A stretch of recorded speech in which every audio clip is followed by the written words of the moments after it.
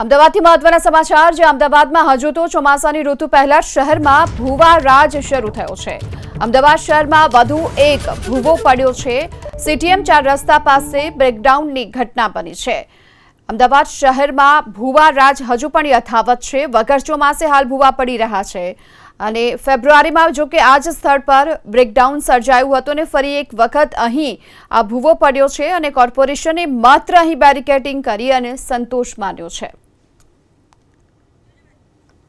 તો કોર્પોરેશનની કામગીરીને લઈ સવાલ ઉઠી રહ્યા છે કારણ કે ફરી એક વખત અહીં ભૂવો પડ્યો છે। ફેબ્રુઆરીમાં જ સ્થળ પર આ ભૂવો પડ્યો હતો અને ફરીવાર સમારકામ કરી દેવાયું, પરંતુ કોર્પોરેશનની આ પ્રકારની કામગીરી પર સવાલ કારણ કે ફરીવાર આ જ જગ્યા પર ભૂવો પડ્યો।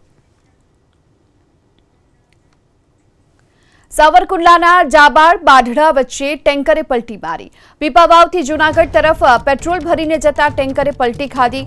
ટેન્કરે પલટી ખાતા પેટ્રોલ રોડ પર ઢોળાયું અને ટેન્કર ચાલકને હાલ તો સામાન્ય ઈજા પહોંચી હોવાની વિગતો પણ મળી રહી છે।